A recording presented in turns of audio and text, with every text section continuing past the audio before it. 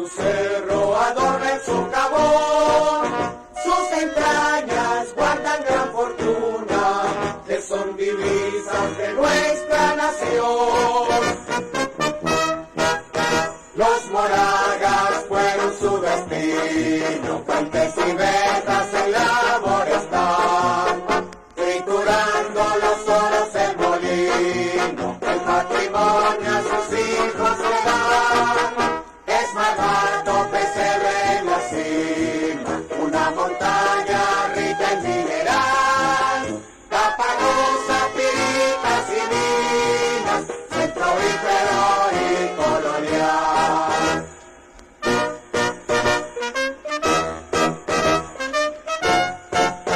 Es Marmato, pueblo de mineros, que aún buscan el filón con ardor, negros titanes, picapedreros, y en sus campos hermoso verdor. De poetas Marmato es la cuna, a su cerro adorna el socavón, sus entrañas guardan gran fortuna, que son divisas de nuestra nación. Los moragas fueron su destino, fuentes y vetas en labor están, triturando los oros del molino, el patrimonio a sus hijos se da. Es Marmato, pesebre en la cima, una montaña rica en mineral, Caparrosa, Piritas y minas, centro íbero y colonial.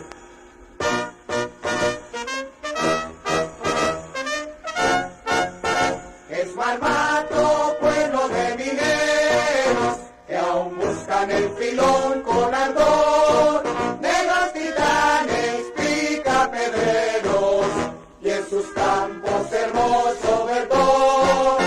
De poetas Marmato es la cuna, a su cerro adorna el socavón, sus entrañas guardan gran fortuna, que son divisas de nuestra nación.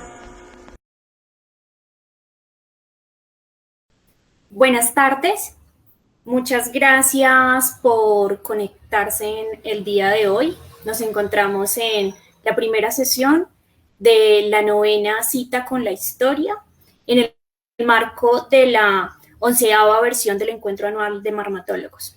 Me complace extender un saludo de gratitud y de bienvenida a esta versión en nombre de la Junta Organizadora de este encuentro. Para esta versión nos hemos propuesto plantear un espacio para la reflexión, una serie de eventos, de actividades en los cuales conversar y reflexionar sobre el proceso de formación histórica del paisaje cultural minero.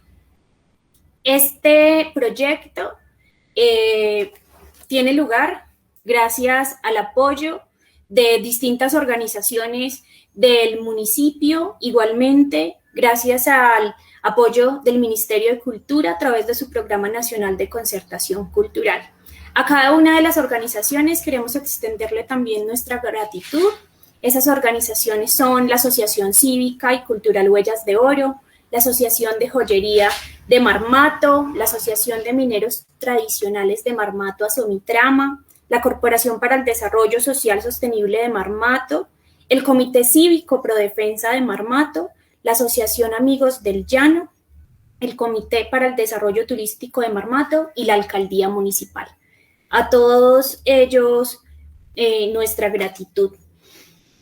Quiero además comentarles que durante estos próximos meses vamos a estar realizando una serie de actividades que les vamos a notificar a través de nuestra página oficial del Encuentro Anual de Marmatólogos.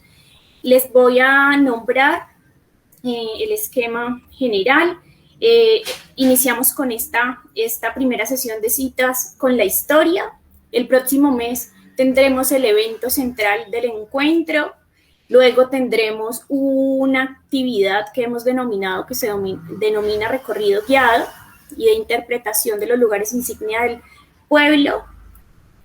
Otra sesión de citas con la historia y una tercera sesión de citas con la historia en el mes de agosto también.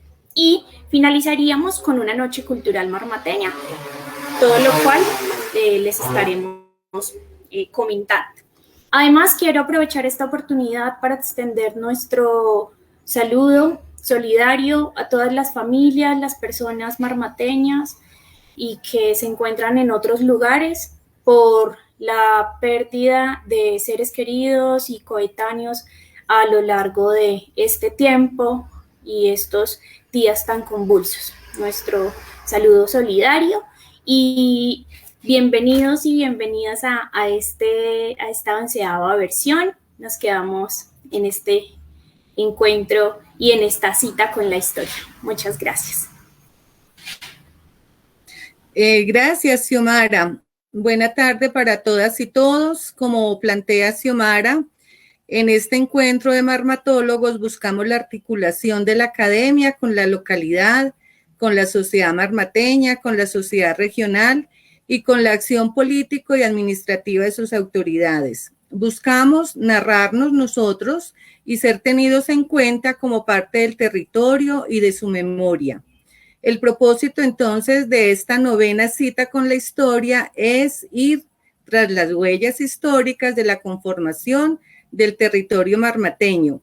Tendremos tres sesiones de citas con la historia y en cada una de ellas abordaremos temas que conforman esta huella histórica. En el día de hoy abordaremos aspectos históricos de la conformación territorial de Marmato y del Alto Occidente caldense.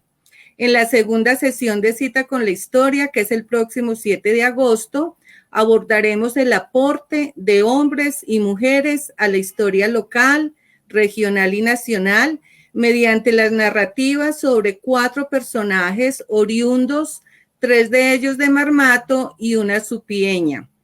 En la tercera sesión de cita con la historia, que es el 28 de agosto, abordaremos aspectos y elementos identitarios que estimamos como patrimonio construido y que consideramos también patrimonio intangible, así como aspectos jurídicos y regímenes especiales de defensa y protección de ese patrimonio. Como lo expusimos el año pasado, aspiramos que estas citas con la historia continúen siendo una oportunidad de encuentros, un espacio para reconocernos, para compartir y para entender este territorio como el espacio vital de la colectividad marmateña y para invitarnos a pensar juntos lo que nos importa para el futuro de este terruño.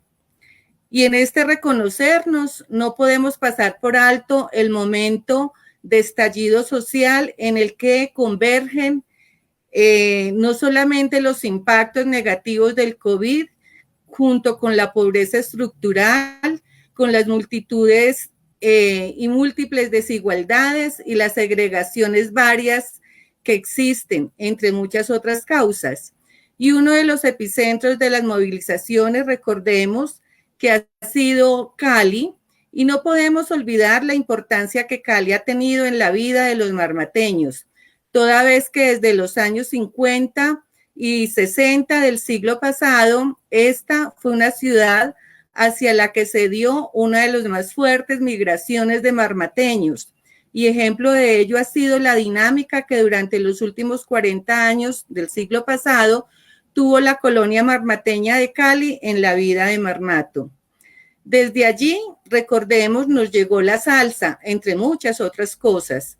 Y tampoco podemos olvidar que Siloé tiene también un entronque marmateño y caldense, toda vez que entre sus primeros pobladores, hacia la década de los años 30 del siglo pasado, estuvieron allí asentadas varias familias marmateñas que por su práctica minera aportaron a la configuración de ese sector tan vital y complejo de la capital del Pacífico y del occidente colombiano. Por todo esto, desde el encuentro de marmatólogos, exhortamos a los dirigentes político-administrativos del orden nacional, regional y local a que recojan las múltiples agendas que vienen trabajando los jóvenes y las diferentes comunidades activas en esta protesta social, para que se constituyan en verdaderas agendas sociales con incidencia política, y a toda la sociedad colombiana a que nos dejemos interpelar por la historia y por este gran acto de dignidad popular. Bien, entonces, ahora sí, entremos en materia gracias a la virtualidad en la que nos podemos reunir, este grupo de personas de quienes estamos acá. La gran mayoría están en Marmato, otros en Supía, en Pereira, en Medellín, en Itagüí, en Armenia veo también, y yo estoy en Bogotá en este momento. Entonces, pues comencemos con nuestro programa del día de hoy. En esta cita con la historia vamos a tener entonces varios momentos. En el primer momento tendremos a nuestros expositores y a sus exposiciones.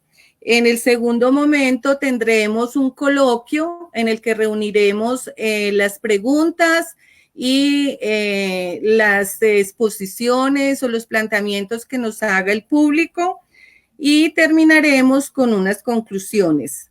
Bien, el día de hoy entonces tenemos dos expositores, Diego Alexander Agudelo y Luis Fernando Gómez. Diego Alexander, buena tarde. Muchas gracias por atender nuestra invitación. Sea usted bienvenido. Muy buenas tardes para todos. Un saludo muy cordial para todos los organizadores del evento del 11º Encuentro de Marmatólogos y en general a toda la comunidad académica e interesados en este tipo de temas tan transversales para entender como el desarrollo regional tanto de Antioquia como del Cauca. Digamos, en este momento empezaremos a focalizarnos como en el siglo XIX para entender un poco como esas dinámicas del poblamiento, la colonización y la construcción de territorialidades en este tramo de la historia que se llamó Marmato, hasta el municipio de Toro, el distrito de Toro como el municipio de Toro, ya a partir de 1875 como teniendo capital Río Sucio. Bueno, un saludo fraternal, ya miramos el momento de continuar. Perfecto, bueno, muchísimas gracias Diego Alexander y bienvenido.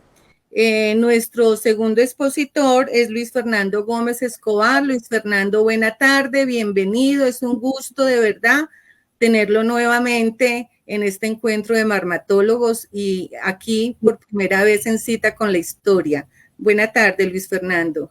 Lida, muy buenas tardes, muchas gracias. Debe estar mi papá revolcándose en su tumba, porque él era González y no Gómez.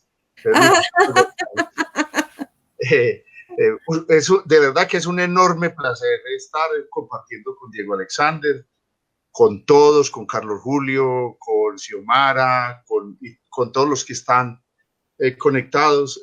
Siempre será un placer estar en un encuentro de marmatólogos. Me hubiera encantado más estar en el Cerro de Oro, visitar a Marmato, pero las condiciones son estas y será un placer, de nuevo lo reitero, poder conversar y hablar sobre esta región, esta subregión tan importante para la historia de Colombia. Muchas gracias por la invitación de nuevo. Gracias, Luis Fernando, a ti. Y bueno, y disculpas a tu papá y a ti. Bueno, entonces, entrando en materia, vamos a iniciar con la primera exposición, que va a ser de Diego Alexander Agudelo Echeverry. Diego Alexander es historiador, es un investigador joven. Diego Alexander se graduó de Historia en la Universidad de Antioquia. Su tesis de grado es justamente el tema que nos va a exponer hoy. Diego Alexander ha sido docente en los últimos 4 años del tema de filosofía y sociales en varios centros educativos del municipio de Itagüí. Diego Alexander, antes de comenzar con tu exposición, nos gustaría que nos cuentes un poco de ti como persona, como familia, de dónde eres originario y por qué optaste por este tema en tu trabajo de grado. Tienes la palabra. ¿Listo? Bueno, bueno, es una historia corta, es una historia de 25 años, entonces se puede resumir de una manera pronta. Yo nací en la Virginia Risaralda y abajito pues de estas tierras que estamos hablando, de todo lo que era el cantón, la Vega Supía o el municipio de Toro ya más adelante. Y yo me regresé como micrófono. Y me devolví hacia Medellín. No, más bien mis padres hicieron la diáspora de regreso hacia Medellín, partiendo del hecho de que venimos pues como una familia de colonos antioqueños que se establecieron en esas montañas del occidente, en Balboa, Risaralda, luego en la Virginia. Y bueno, regresamos a Medellín y aquí como que empecé a formar mi vida desde muy pequeño, desde que tenía 5 años, pero con una nostalgia del paisaje, con una necesidad como de indagar ese tramo, ese nuevo regreso a Antioquia, pero con una cautivado como por esas montañas y por ese paso del camino viejo, que así le llaman, respecto al de Chinchina y Pereira, cuando uno se desplaza hacia el sur de Antioquia para entrar en estas tierras.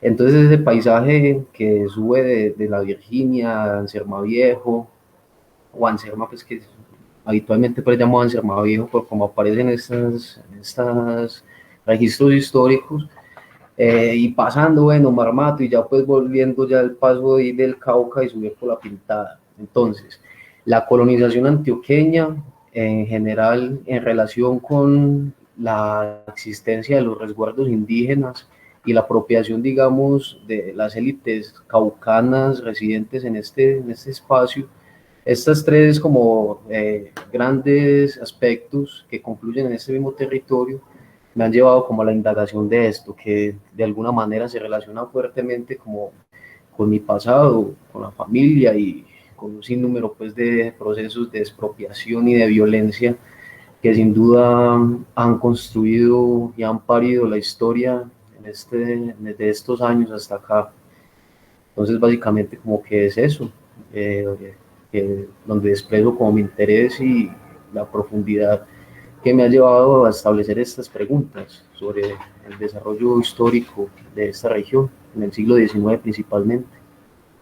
Qué bien, Diego Alexander. Sí, a nosotros nos interesa pues no solamente los resultados de la investigación, sino tener cercanía a la persona, al personaje, al autor del trabajo. Bueno, el auditorio es tuyo. Puedes comenzar entonces con la exposición. ¿Listo?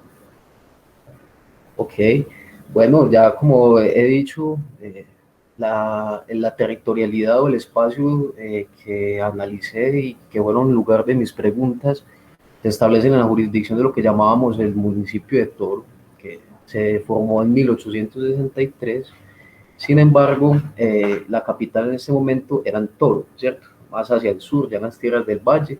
Sin embargo, en 1875 se va a declarar la capital en Río Sucio. Y en Río Sucio se va a establecer, digamos, una notaría que va a recibir, digamos, la acumulación de todos los archivos con base a la propiedad inmueble de tierras de indígenas, de casas en las áreas de la población, de los distritos, digamos, las áreas urbanas, por así decirlo. Y entonces, esto focalizó, digamos, un análisis en la medida en que a todos los negocios que tenían que ver con las tierras y la propiedad en esta región ya definida como el municipio de Toro, van a reposar en ese archivo que hoy es la Oficina de Registro de Instrumentos Públicos. Al tomar esta fuente, digamos como el foco del análisis que me va a permitir como estructurar algunas preguntas y dar como algunas razones de estos procesos de colonización, esos procesos de expropiación de resguardos, de negociados con las tierras, de aparición de clases, digamos, burocráticas en términos de los abogados, de los agrimensores. Se observa que, bueno, en esta oficina de registro, en estos archivos notariales, va a haber como un panorama de una zona geográfica que es similar y que digamos que desvaría un poco con lo que ya sería el Valle del Cauca, ¿cierto? Hay una fijación con base a la naturaleza, a la montaña, a los ríos, que se van articulando al río Cauca, pero con una diferencia tal, que es como de Marmato hasta Anserma Vieja, Anserma Viejo, hay como una especie de un territorio, un paisaje homogéneo con base a cerros, con base a ríos, que ya se habían encontrado acá los conquistadores y sus cronistas desde Anserma con Robledo. Entonces, esta configuración con base a los ríos, el río del Oro, el río del Guática, que vemos en esta imagen, vemos que todos son tributarios del río Cauca, y en todos estos ríos que vamos observando acá, digamos de norte a sur, se ve claramente como la necesidad en las escrituras públicas de estas tierras que he analizado por hacer una descripción de ese paisaje en relación con los ojos de sus ocupantes. Entonces ellos llegaban y decían, esta propiedad va del cerro Carbunclo hasta el cerro Paneso, y por el sur con el río de Guática o el río Supida. Entonces hay una dimensión del paisaje muy presente en estas descripciones de las propiedades, que de manera muy particular se hace con base a todos estos ríos que desembocan en el río Cauca. Hay una fijación entonces por el paisaje que busco resaltar. Esta siguiente imagen, que es del trabajo del maestro Luis Fernando González, el mapita más grande que vemos a la izquierda superior, constituye... Disculpa un momento, Diego Alexander, ¿Sí? nos ¿Sí? solicitan que pongas la presentación en modo de toda la pantalla para verlo grande porque se está viendo muy pequeño. Ah, qué pena. Dame un segundo, que creí que estaba compartiendo esta configuración territorial del municipio de Toro. Aquí al norte vemos a San Juan de Marmato, ahí la frontera con el estado de Antioquia hacia el oriente, vemos a Salamina. Bueno, ya volviendo al territorio del municipio de Toro, vemos Supía, Río Sucio, Quinchía. Bueno, esta charla o esta noción de la monografía entonces va a estructurar máximo hasta la olla de Risaralda, hasta las tierras que hoy más o menos conocemos como la Virginia, ¿cierto? O la antigua Supinga. Listo. Aquí tenemos otro mapita que nos intenta como caracterizar este mismo territorio. Este ya es tomado del archivo, de la mapoteca del Archivo General de la Nación. Bueno, creo que ya tenemos como estructurado físicamente el territorio que estamos hablando. Y bueno, básicamente hay una disputa a nivel pues como teórico, no, más bien de las disputas de los mismos historiadores, investigadores de la historia regional, preguntándose que en realidad sí hubo una colonización antioqueña en este territorio, entendido pues la colonización como el poblamiento de territorios baldíos o de tierras incultas, así como pasó con el caso que nos explica de una manera pues grandiosa el investigador norteamericano James Parsons. Y entonces empiezan a discutir de que según el territorio, si estaba poblado o no, como lo que sucede en la Vega de Supida, que fue un territorio que desde 1626 estaba siendo ordenado por la corona, con el oidor Lesmes de Espinosa y Saravia en 1626, que ya estamos viendo dinámicas económicas complejas en torno a la minería, que ya van haciendo desarrollos de poblamiento, presencia de los negros, presencia de los indígenas. Entonces vemos un territorio no despoblado, sino un territorio ya complejo, con unas élites constituidas, una presencia grandísima de la colonia, como dice el maestro Garner, la colonia extranjera más grande de Colombia, que nos va a complejizar un poco ese debate sobre si en realidad hubo una colonización antioqueña o no la hubo. Y bueno, ya si uno parte del hecho de que, bueno, colonización antioqueña o colonización en general como concepto, no necesariamente nos habla de tumbar monte, que digamos cuando hablamos del periodo de la colonia respecto al poderío de los españoles en el territorio del Nuevo Mundo, observamos que también había comunidades que tenían estructuradas sus dinámicas económicas, sociales y culturales, pero que empiezan a integrarse a otras dinámicas, digamos, que se imponen de cierta medida.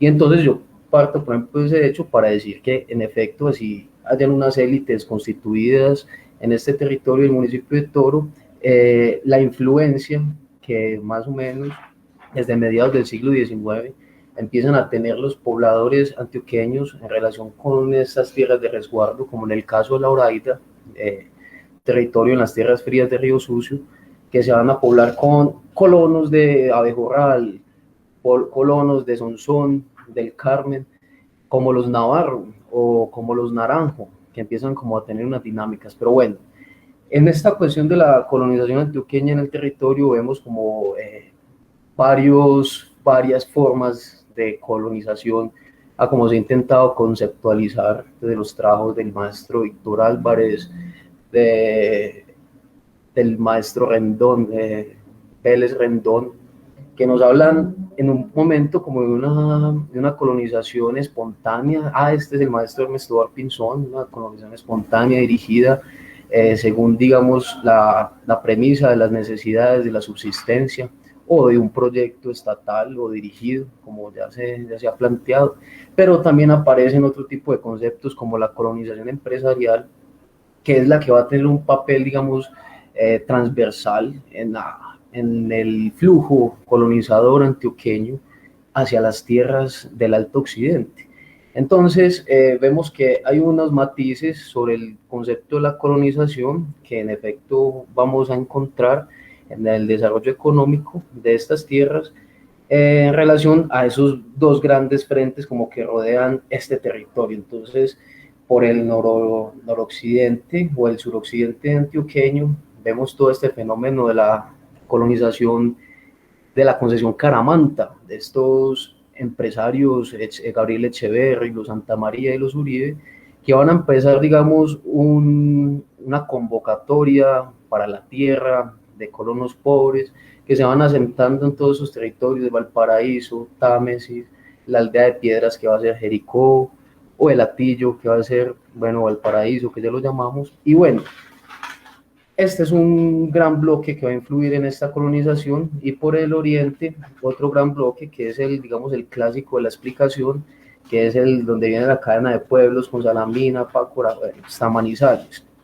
Hay un matiz muy importante que, digamos, que llena de preguntas y de reveses estas explicaciones, que es la presencia de los resguardos indígenas, que en primer momento, digamos, fueron unas dinámicas que desde las políticas liberales de los estados soberanos se estaba fraguando para la disolución, digamos, de las tierras comunales o la descorporización de este modelo de tierras, que se venía fraguando desde muy temprano en el siglo XIX. Sin embargo, las realidades productivas a lo que impulsaba la división de la tierra o ingresar también el indígena a ese modelo republicano del ciudadano, va a implicar de que ese desarrollo de esas fuerzas productivas todavía no estuvieran a tal punto de que se pudieran poner a producir estas tierras o que hubiera un mercado de tierras propicio para las mismas y para la integración pues de estas élites con estos territorios.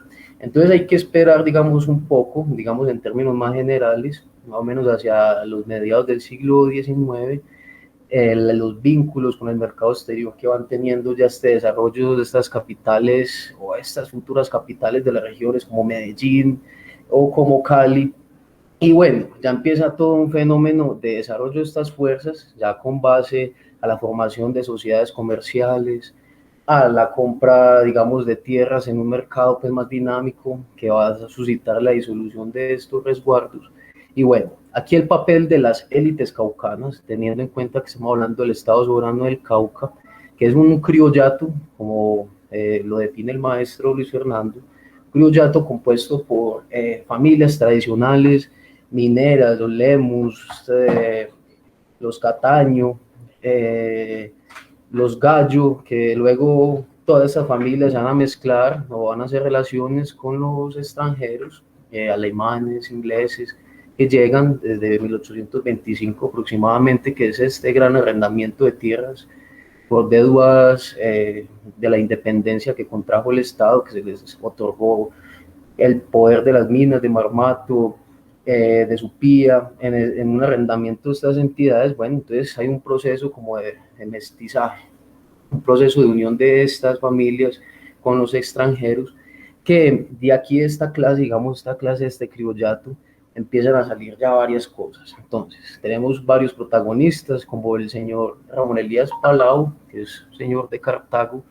que digamos, es declarado el jefe municipal e intenta establecer, digamos, unas relaciones fuertes como con esa idea del antioqueño pujante que ya llevaba buena parte del siglo consolidándose en torno a esta subregión tan importante, y empieza, digamos, a favorecer las inversiones antioqueñas y a, digamos, dinamizar todo este proceso de la disolución de los resguardos, que ya tenía un componente, digamos, en el desarrollo de la técnica muy interesante, que entonces vemos que ya es una participación de abogados, hay una participación de agrimensores, hay una participación de funcionarios que van a realizar los censos o estos padrones que van a contar a los indígenas para luego determinar qué porción de sus resguardos, de sus tierras comunales les va a corresponder. Dándose en este marco de causalidades un montón de irregularidades que normalmente como que ya tiene la historia de Colombia con base a sus administrativos. Entonces vemos usos excesivos de la fuerza, vemos jugadas, digamos, de estos funcionarios del tipo de que los honorarios de los agrimensores y de los abogados y de estos jefes municipales en el negocio que aparentemente facilitaban entre los indígenas y compradores, colonos y las mismas élites locales, eran con pago en tierras, por ejemplo. Entonces, luego estas tierras que acumulaban con base a estos negocios en las tierras de los indígenas, por medio de permutas, acumulaban grandes territorios en el Valle del Risaralda, por ejemplo. Bueno, eso por un lado. Aparte de estas irregularidades, aparte de esos problemas en la distribución de la tierra, este proceso de enajenación de las tierras de resguardo va a permitir de manera muy importante que haya una especie como de crédito de las élites locales del norte del Cauca para empezar el negociado con las sociedades comerciales de Medellín y también de ese suroccidente antioqueño. Entonces se preguntan algunos investigadores, o nos preguntamos, ¿en realidad hubo colonización antioqueña? ¿Hubo una extensión de la colonización empresarial de este suroccidente antioqueño? Y primero, con varias cosas. Vamos a mirar como el nivel de la participación de estas sociedades.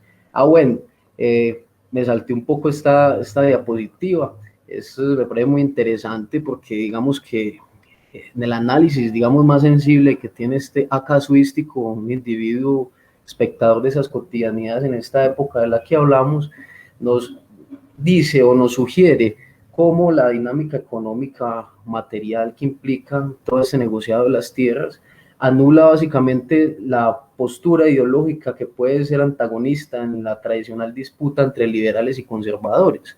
Aquí siempre estamos hablando de una élite, estamos hablando de una clase dominante poseedora que básicamente esa disputa política es anulada o diluida básicamente por el interés en el negociado de estas tierras indígenas que además son las más ricas, porque entonces esto también va a permitir un despliegue minero importante en términos de que estos ríos en los que están estas propiedades facilitan el establecimiento de sitios de amalgamación, que es este proceso pues con el oro para luego hacer su proceso, etcétera. Bueno, esta relación que permitió ese despojo de la tierra, fraguado principalmente por los propios élites del norte del Cauca, se van a vincular de manera importante con casas comerciales como Marcelino Restrepo e Hijos. Estos señores tenían una casa de fundición en Envigado y los señores en una sociedad caucana pues de Marmato, Bartolomé Chávez y hermanos y Greifenstein, van a empezar a establecer una sociedad en la cual el oro que van sacando de estas minas, como la mina de Chandía, que era muy importante para el capital fijo que tenía el señor Bartolomé Chávez, se va a llevar a las casas de fundación de Envigado, esta familia, Marcelino Restrepo e Hijos. Luego va a pasar lo mismo con el señor José María Botero, que ya estaba estableciendo unas rutas de comercio por el atrato.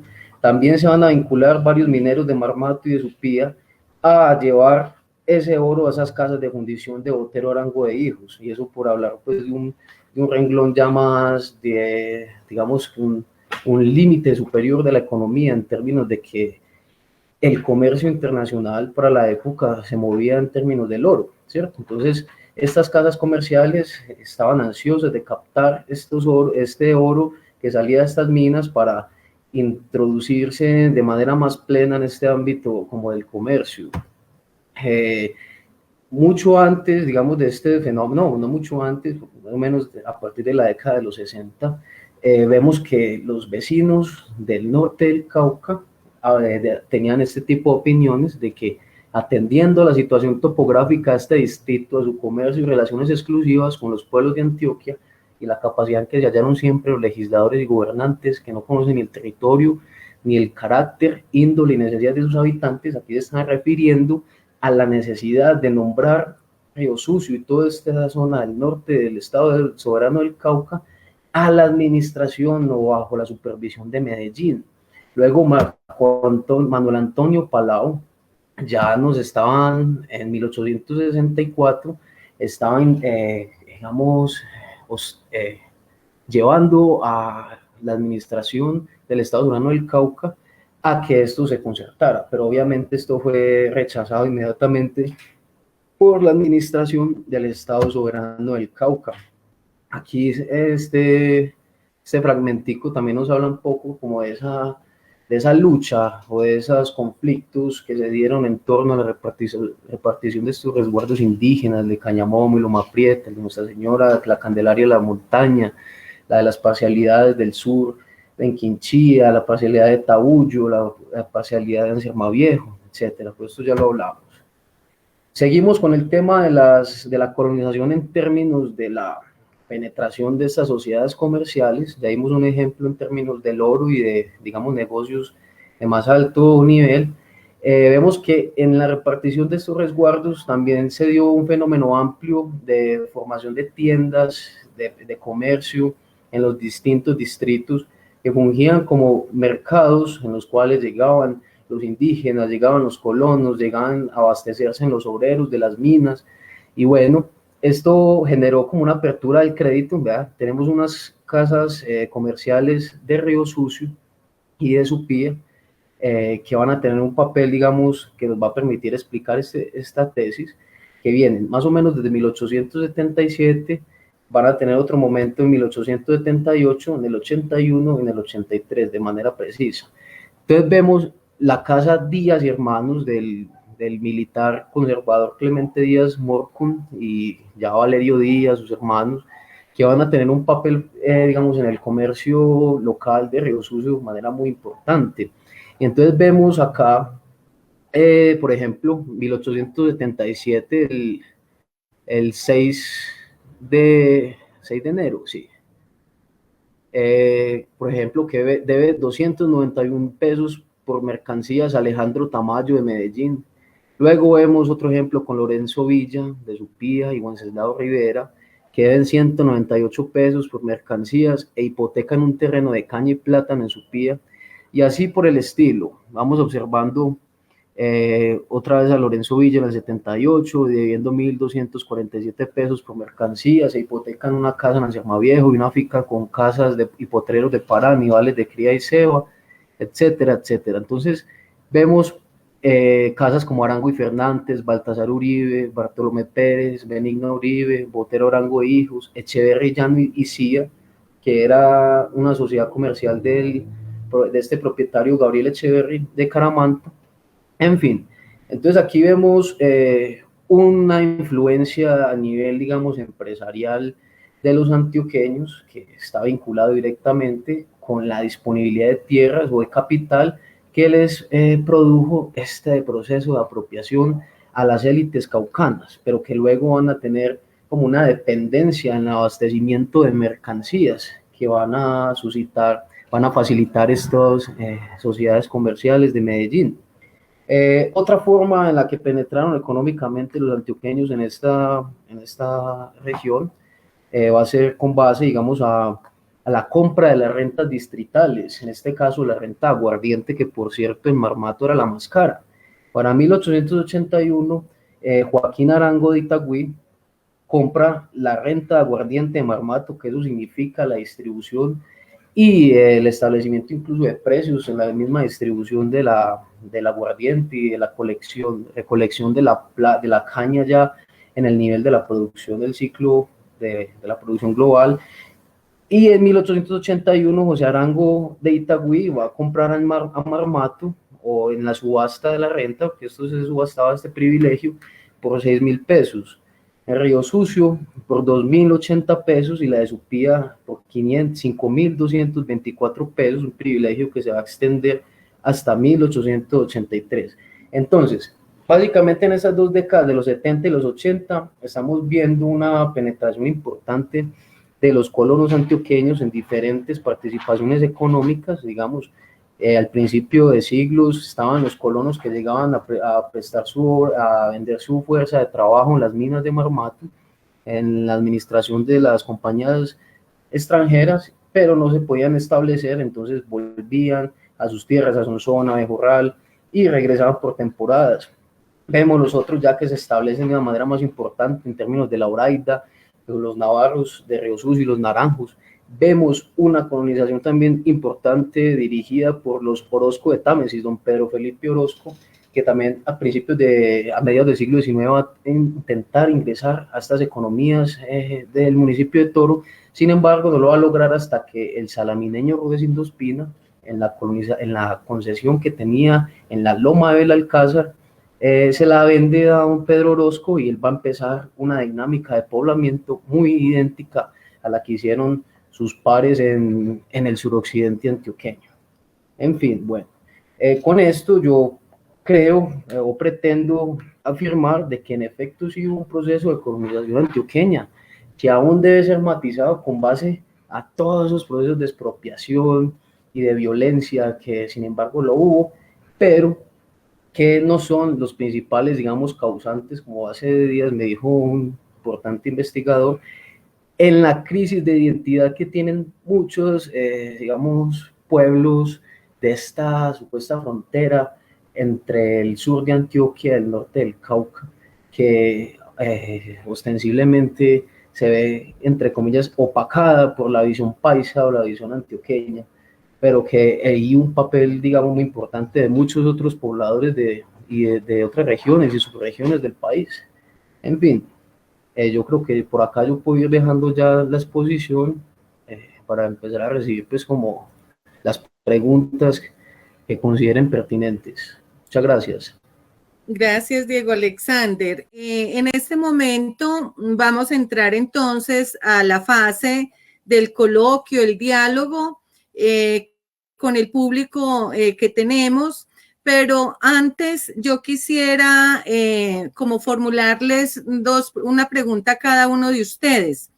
En el caso de Diego Alexander, muy importante como historiador que nos cuente sobre las fuentes que consultó y el tratamiento, digamos, que le dio a esas fuentes y en dónde se concentró principalmente para el estudio. Y seguidamente, John Edward, que está manejando las preguntas y la del público, entonces nos entra a formular lo que hay de inquietudes y preguntas para los dos expositores. Bueno, Diego Alexander, te escuchamos. Lida, claro que sí. Bueno, esa reflexión de la monografía se estructuró como en 3 capítulos o como en 3 bloques: el espacio, el mercado y la colonización. Hay un eje transversal para cada capítulo, que es donde se articulan los 3 capítulos, que son los archivos notariales. Me concentré en la Oficina de Registro de Instrumentos Públicos porque digamos que en el periodo que estuve tratando con el municipio de Toro, allí confluían todas las diligencias, o en su mayoría de todo el sector, desde Marmato hasta Encermaviejo. Habían copias, mejor dicho, que la notaría de Río Sucio sufrió como un accidente, se quemó, algo así. Entonces, esos archivos notariales le dieron una dimensión, digamos, a la descripción del espacio, en términos de que se hablaba, digamos, el territorio en ojos de sus ocupantes en la descripción de los linderos. Entonces uno, digamos, de manera aproximada podía estructurar de qué se trataba el paisaje, digamos, que se venía desde Marmato hasta Encermaviejo, por un lado. Esa fuente, ese aspecto de la fuente, que son los linderos, se complementó con relatos de viajes de Busingold, de Alfred Herna, de los apuntamientos de viaje de José Manuel Restrepo, cuando estaba huyendo aparentemente del ejército realista. Entonces hace su viaje por el paso de Ufu, que ya habíamos mencionado. Y también el paso pues, de Velázquez, por el que entra de Mariquita el ingreso de Busingold. El tratamiento, digamos, de esta fuente más general pues, se diseñó como con base en una matriz donde se ponía el lugar, la propiedad, la descripción de la propiedad, el comprador, vecindad del comprador, el valor de la propiedad, luego vendedor, etcétera, y con varias observaciones y la fuente específica. Eso de los vecinos y los compradores y vendedores iba directamente para intentar solucionar la cuestión de quiénes fueron, al menos en el panorama que arrojaban estas fuentes, los colonizadores, digamos, antioqueños. Entonces uno encontraba, bueno, que de Caramanta, de Valparaíso, de Titiribí aparecía, de Salamina, etcétera, etcétera. Esto fue complementado también ya cuando vamos a hablar de los padrones indígenas con el Archivo Central del Cauca. Allá se encuentra en un archivo inactivo que ya había venido rastreando con los trabajos de la profesora Nancy Applebaum. Se encuentra en una carpeta el padrón de los indígenas de Nuestra Señora de la Candelaria y la Montaña, que a su vez contiene los de Quinchía, los de Anciarmaviejo y también de la comunidad de Supía, de Cañamomo, el resguardo de Cañamomo y Loma Prieta, sí. En fin. Y bueno, y ya con prensa, el iris de Supía, que es donde van a aparecer como todas esas réplicas políticas que van a tener las diferentes élites del estado pues, del norte del Cauca, pues aquí en estas tierras del municipio de Toro. Y bueno, yo creo que básicamente estas fueron las fuentes que me permitieron acercarme a este tema y como estructurar ya lo que se hizo. Gracias, Diego Alexander. Muy importante esto porque uno de los propósitos pues, de estos encuentros y de estas citas con la historia es justamente abrir nuevos caminos de investigación. Entonces, estas experiencias y esta investigación tan sistemática es muy importante para esas nuevas investigaciones. Gracias, Diego Alexander. Antes de continuar, quiero recordarle a quienes nos acompañan que este evento cuenta con el apoyo del Ministerio de Cultura a través de su Programa Nacional de Concertación Cultural y que este año además estamos apoyados en la parte logística por la Alcaldía Municipal de Marmato con el funcionario Jaime Andrés Moreno.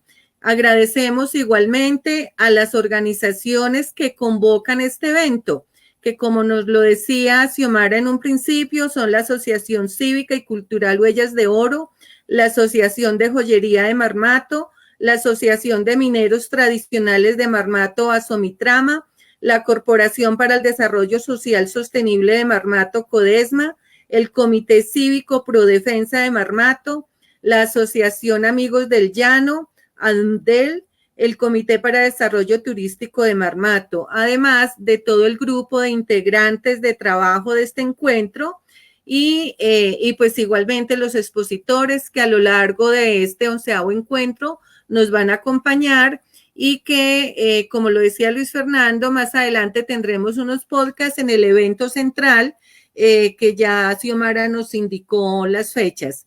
Entonces, pasamos luego, John Edward, para que por favor nos compartas preguntas y expresiones que tengamos entre el público.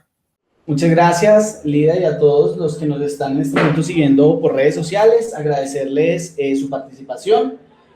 Un saludo a José Alejandro Cruz, quien ha estado desde el comienzo de la transmisión acompañándonos.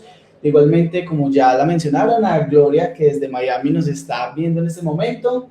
Gilmar, que ha estado también muy activo, nos manda un cordial, afectuoso saludo desde la ciudad de Honda, Tolima, precisamente donde reposa en descanso eterno el general Ramón Marín. Rey Marín también, que es un marmateño de corazón, que también nos indica pues que le encantaría escuchar sobre qué implican las brujas en el pasado y en el futuro.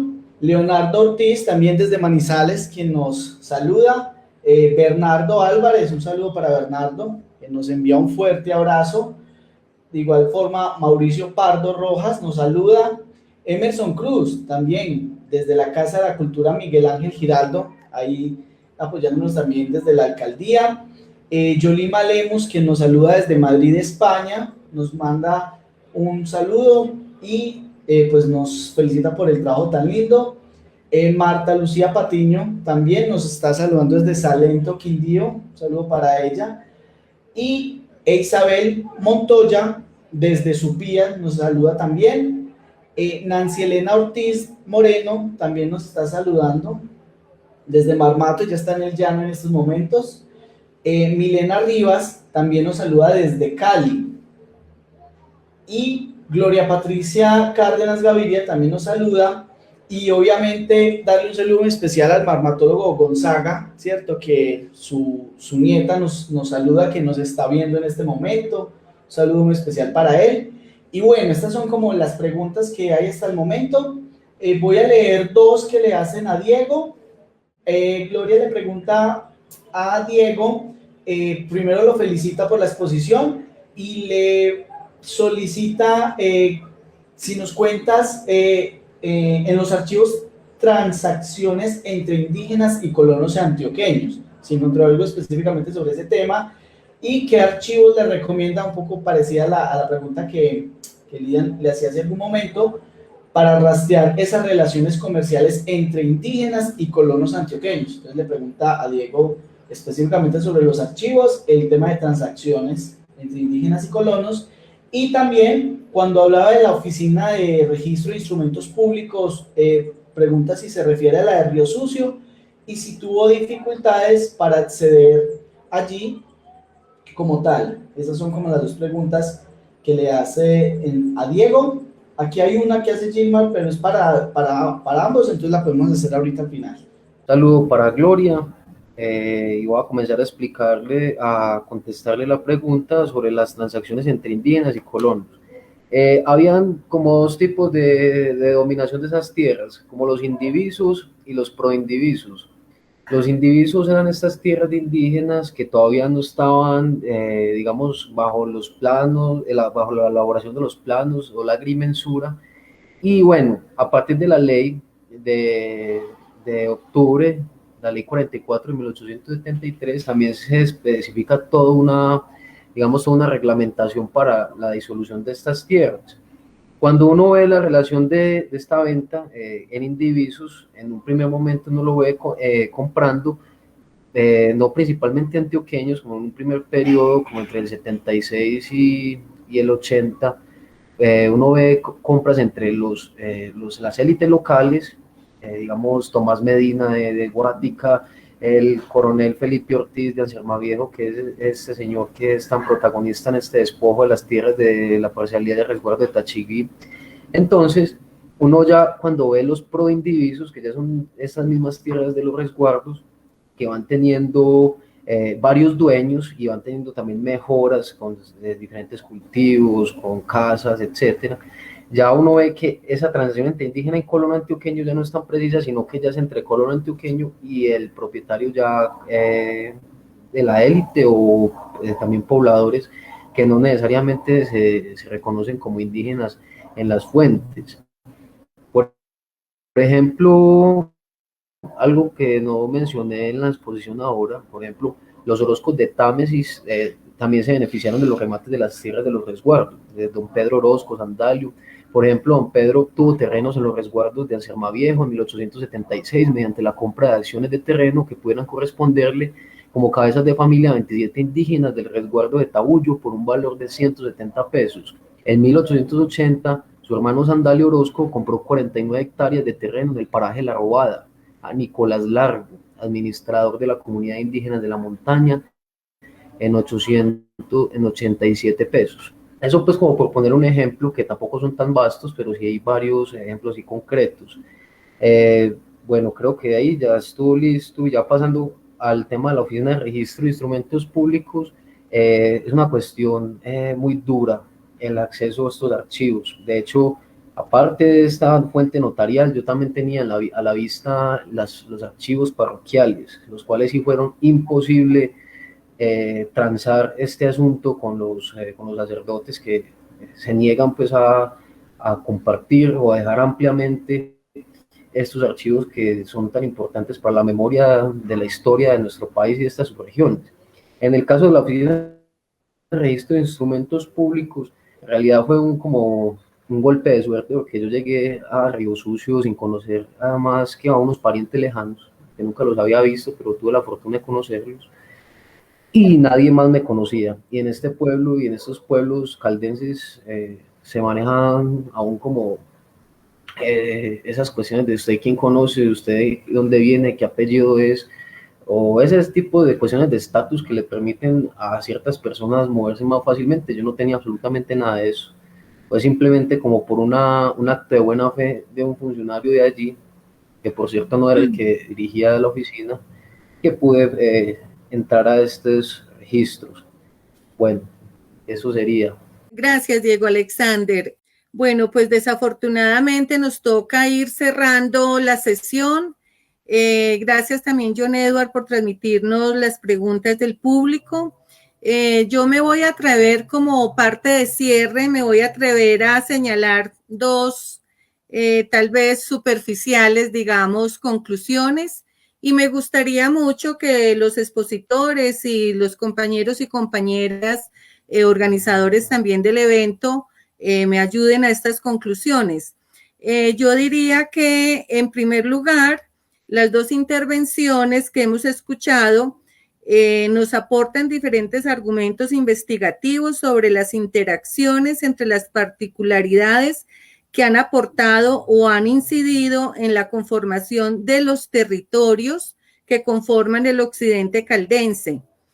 Y una segunda es que estos aportes son una provocación y un reto para seguir investigando y estudiando nuestra región, ya que, como nos lo han documentado los dos invitados del día de hoy, el Alto Occidente caldense ha sido y sigue siendo un crisol de complejidades y Marmato un terruño lleno de prácticas y vivencias sociales que modelan la manera como la identidad se va armonizando en un paisaje diverso y complejo como lo es el paisaje cultural, y entonces incluimos minero agrícola, marmateño y del Alto Occidente caldense.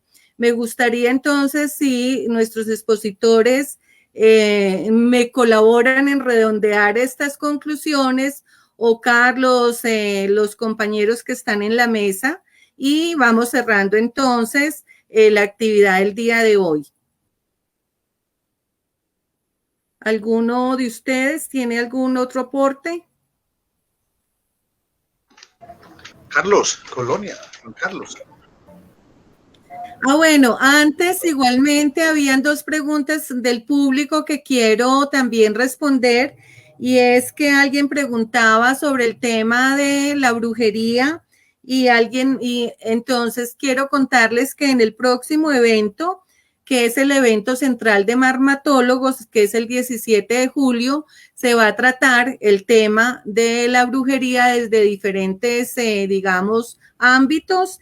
Y también va a estar la exposición sobre los salados, la importancia de los salados en esta región del Alto Occidente.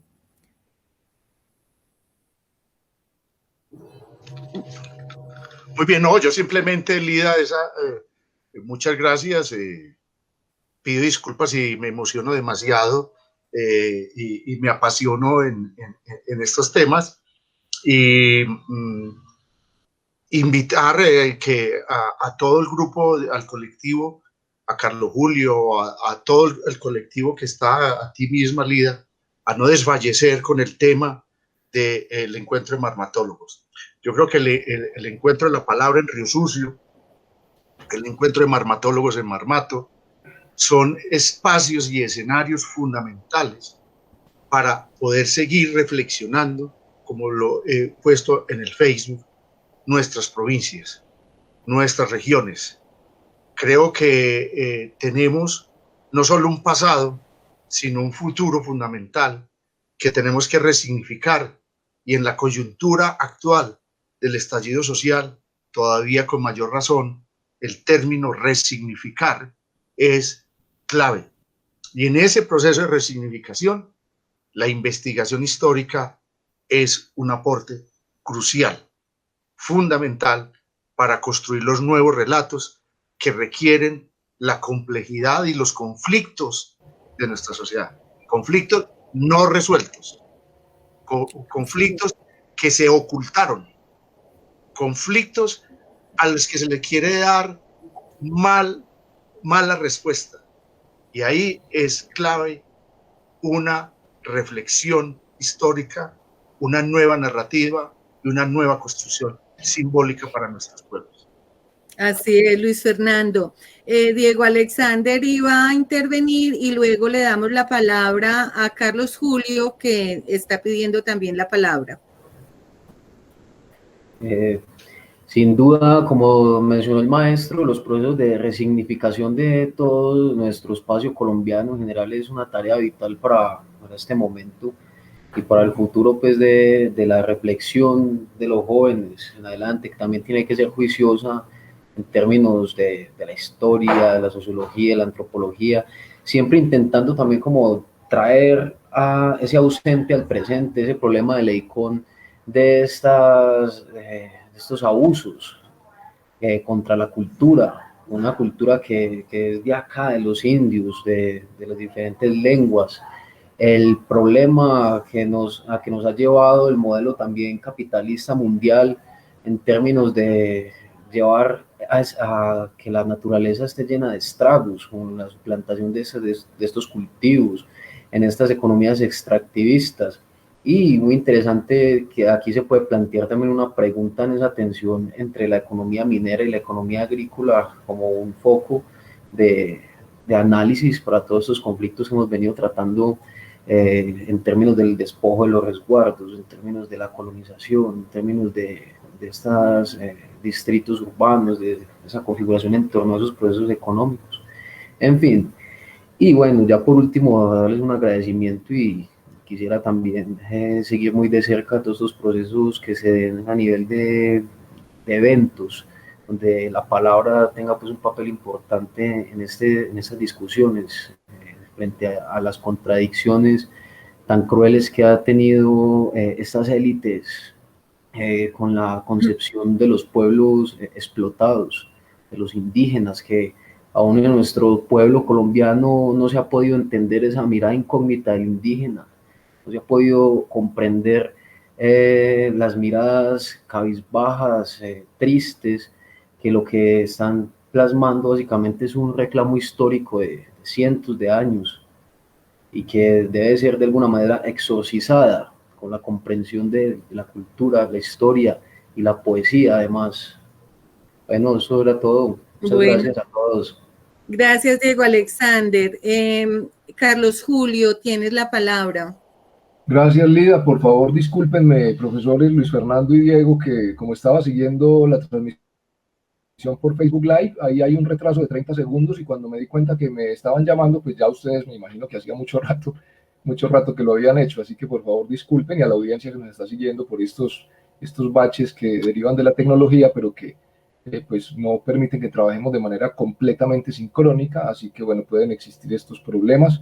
Esto para que la audiencia sepa que pues puede ser que a veces nos quedemos un poquito desfasados entre las preguntas y las respuestas y la conversación de las personas en el panel central.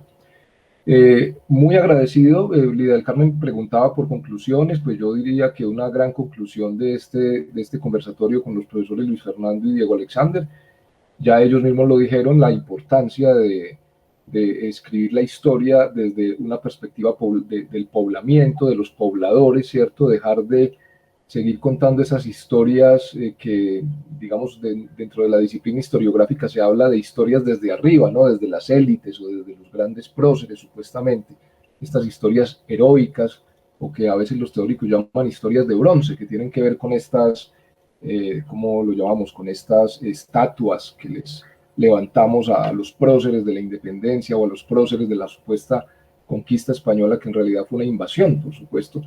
Y en esto, evidentemente, hemos visto también cómo en el país se han estado resignificando por parte muchas veces de los movimientos indígenas el valor cultural e histórico que tienen estas estatuas que eternizan o calcifican una cierta manera de referirse al pasado, basándonos siempre en los grandes próceres, y olvidamos hacer lo que acaba de decir el profesor Luis Fernando de manera tan contundente, y es investigar realmente cómo eran las vidas sociales y culturales y políticas y económicas de las personas del común, ¿cierto? De los indios, de los negros, de los zambos, de los mulatos, que además interactuaban con campesinos blancos, en fin, y con las mismas élites, por supuesto, en procesos socioeconómicos muy complejos, y que evidentemente el valor de los historiadores, y aquí hay dos ejemplos maravillosos en Luis Fernando y en Diego Alexander, de profesores que trabajan, digamos, desde fuentes primarias y como la profesora Gloria Lopera, que también nos está siguiendo desde Miami, que acaba también de publicar su tesis sobre historia regional,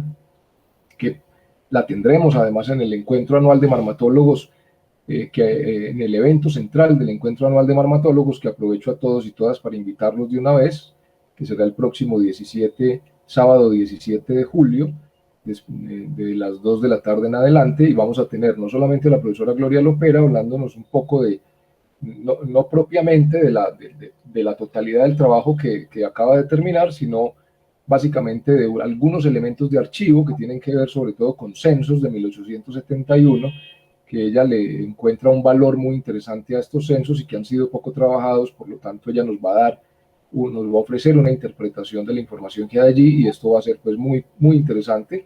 Así que profesor Luis Fernando y profesor Diego Alexander están cordialmente invitados a seguir el evento central el próximo 17 de julio para escuchar también a la profesora Gloria Lopera, y por supuesto también va a estar, entiendo, una estudiante tuya tal vez, o una asesorada tuya, Luis Fernando, que es Diana Isabel Montoya, precisamente hablando de los salares en tiempos coloniales, ¿no? Así que ella va a estar también invitada como ponente en el encuentro anual de marmatólogos, evento central. Y bueno, todavía nos quedan 2 encuentros con la historia por delante, que ya les estaremos comunicando las fechas a través de nuestras redes sociales. Así que bueno, ¿no? Excelente conversatorio, de verdad que muy instructivo, muy interesante, siempre me generan siempre mucha curiosidad estas cuestiones, y muy agradecido con Luis Fernando y Diego Alexander por tomarse el trabajo de narrarnos con mapas y con documentos muy interesantes, mostrarnos estas ventanas al pasado para tratar de ver la región y el territorio como se veía en aquellos tiempos. Así que bueno, mil gracias por eso, y gracias, Lida, por darme la oportunidad de hablar al final del conversatorio. Gracias a ti, Carlos Julio. Carlos Julio es el coordinador académico del evento de marmatólogos, para quienes no lo conocen. Bueno, reiterar nuestros agradecimientos para el profesor Luis Fernando González, para Diego Alexander Agudelo, nuestro historiador, a todas y a todos quienes han estado acompañándonos en esta tarde, darles unos sinceros agradecimientos y reiterar nuevamente los esperamos y las esperamos para el próximo 17 de julio en el Encuentro Central de Marmatólogos y en los siguientes eventos que se les irá comunicando. Buena tarde, muchísimas gracias a todos y todos. Hasta luego. Adiós. Gracias. Hasta luego, gracias. Chao, Diego, chao, Carlos Julio, chao, Lida, todos, Xiomara, John.